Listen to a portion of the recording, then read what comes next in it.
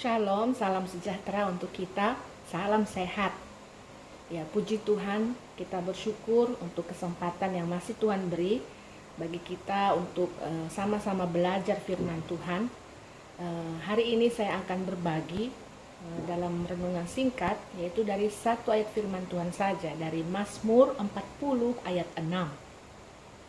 Mazmur 40 ayat 6. Tapi sebelumnya, mari kita sama-sama berdoa.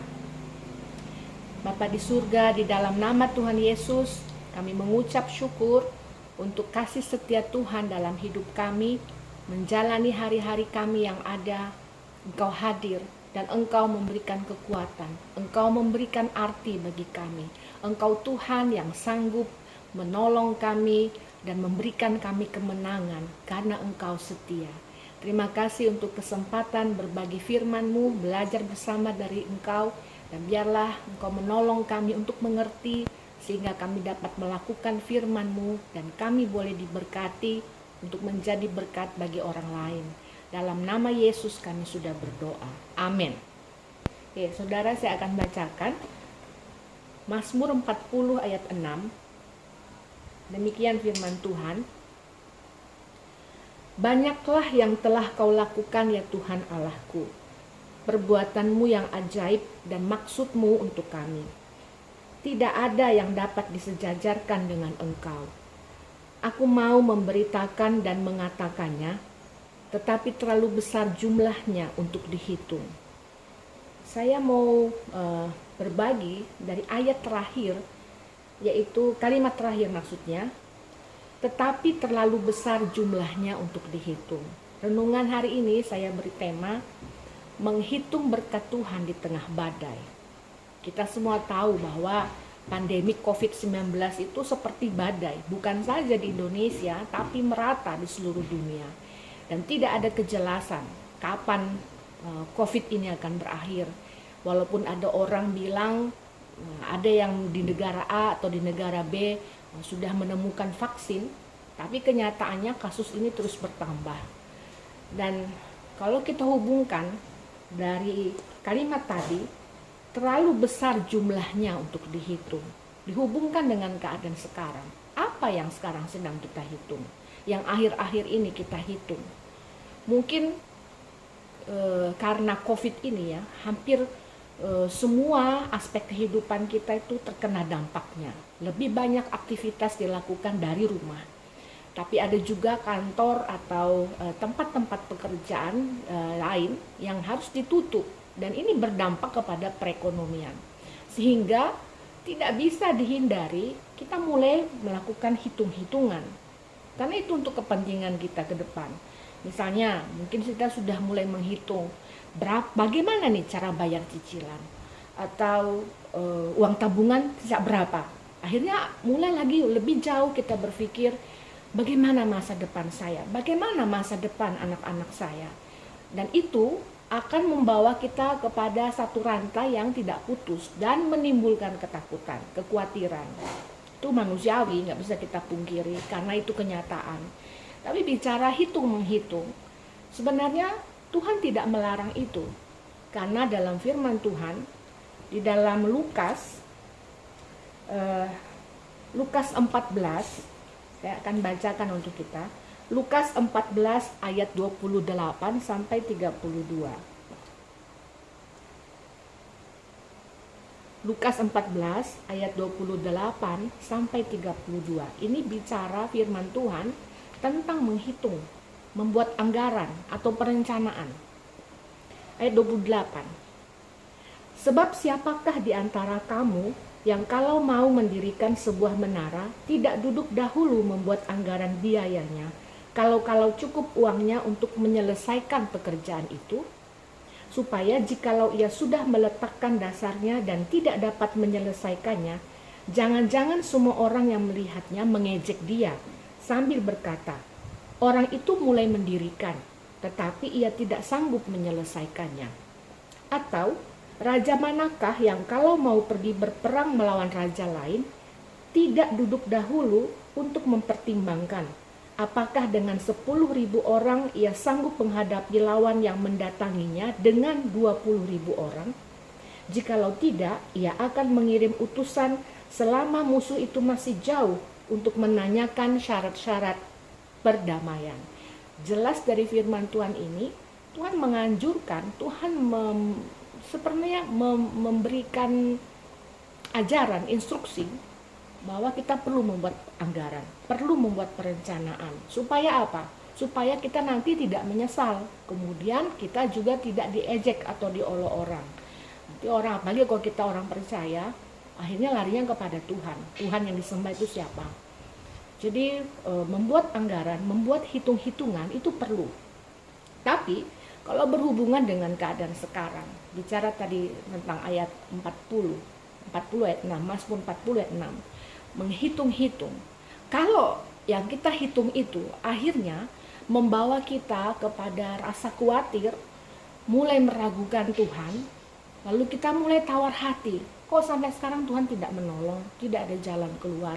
Sepertinya Tuhan sudah lupa. Dan ini kalau berlangsung terus, akhirnya membuat kita semakin kecewa dengan keadaan, kecewa dengan Tuhan, dan tawar hati. Amsal, saya mau bacakan lagi, saya diingatkan. Amsal 24 ayat 10. Amsal 24 berkata, ayat 10. Jika engkau tawar hati pada masa kesesakan, kecillah kekuatanmu.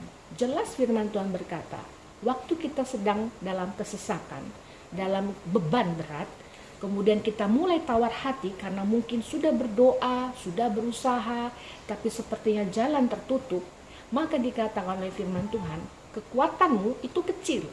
Kalau kita mau berperang, kita nggak punya kekuatan, maka kita menjadi sasaran empuk bagi musuh kita. Musuh kita bukan bos kita, bukan suami atau bukan istri.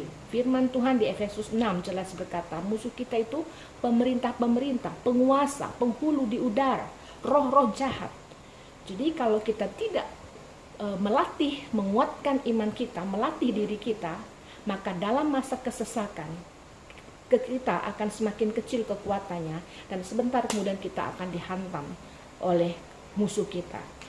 Nah, kembali kepada Mazmur 40 ayat 6 tadi, dikatakan bahwa kita perlu menghitung jumlahnya, menghitung berkat itu.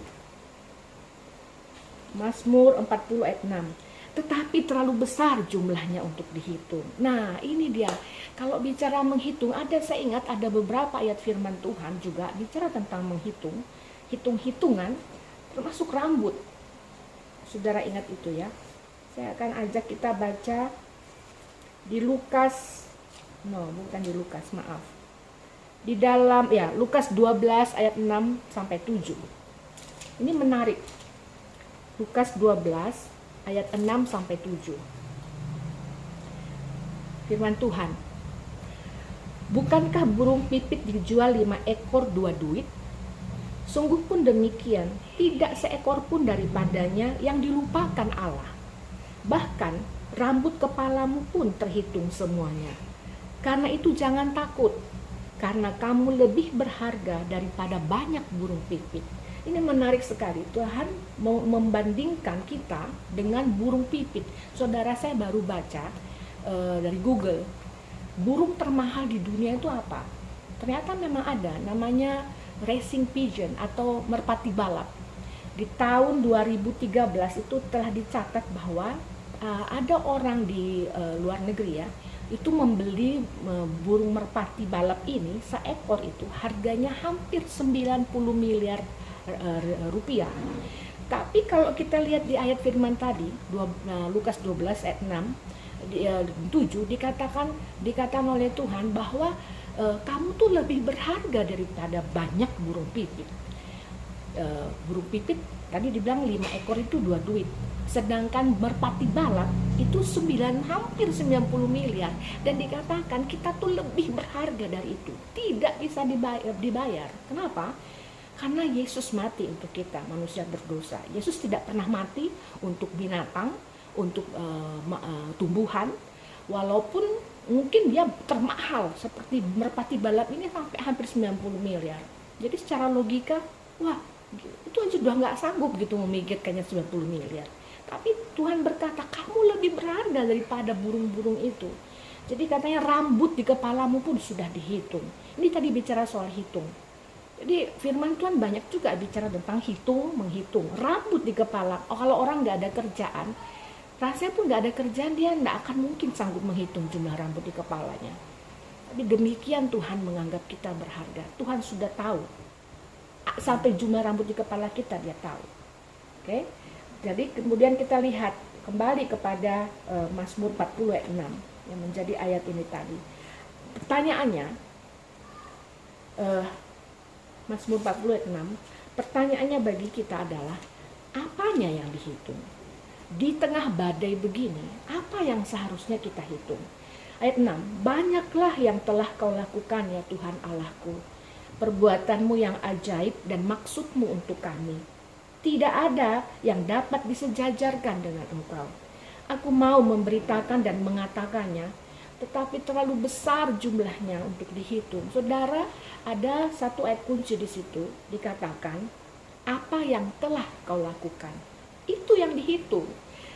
Telah itu bicara sesuatu yang lampau, sesuatu yang sudah terjadi.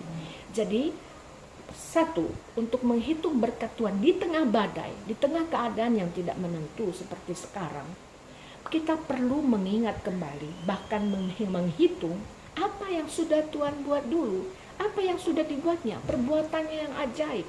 Saya percaya setiap kita pasti pernah mengalami pertolongan Tuhan dengan perbuatannya yang ajaib. Hitung itu, hitung berkat itu. Jangan jauh-jauh dari diri sendiri, dari rambut. Tadi katanya tidak bisa dihitung. Siapa yang bisa menghitung? Tapi Tuhan bilang rambutmu sudah kuhitung. Artinya semua bagian tubuh kita saja Tuhan tahu bagaimana rambut ini bisa tumbuh, kemudian aliran darah, kita tidak tahu ada berapa ribu syaraf di tangan, di seluruh tubuh kita, dan bisa berfungsi. Kemudian lidah kita tidak bertulang, kalau ada tulang gimana ngomong, kalau keras. Jadi Tuhan itu hanya dengan merenungkan, melihat diri kita, tubuh kita, kita akan terkagum-kagum dengan Tuhan, dengan caranya yang ajaib itu. Belum lagi ditambah dengan pada saat kita punya masalah dan Tuhan memberikan pertolongan yang ajaib. Mungkin seperti Elia dengan mengirimkan burung gagak untuk memberi dia makan, roti dan daging. Jadi cara Tuhan menolong itu, perbuatannya yang ajaib itu yang sudah pernah kita alami, itu yang perlu kita ingat, itu yang perlu kita hitung kembali, sehingga itu yang akan menguatkan kita di masa badai ini, di tengah pandemik ini. Saudara, kalau bicara badai, yang muncul di pikiran kita pasti kerugian, tidak mungkin ada berkat. Karena kalau badai ya, seperti yang saya sering perhatikan berita itu, sering di Amerika, itu kadang ada rumah yang bisa sampai terangkut, atap-atapnya roboh, dan pohon tumbang, mobil rusak. Jadi apa untungnya? Tidak ada berkat di situ. Itu fakta. Tapi kalau kita mengikut Tuhan Yesus, seringkali kita hidup itu di luar fakta. Sama seperti Petrus yang bisa berjalan di atas air, itu di luar fakta, tidak mungkin. Tapi karena kita punya Tuhan, yang tadi di ayat 6 itu dikatakan, tidak ada yang dapat disejajarkan dengan engkau. Allah mana yang sama seperti Allah kita? Pencipta langit dan bumi.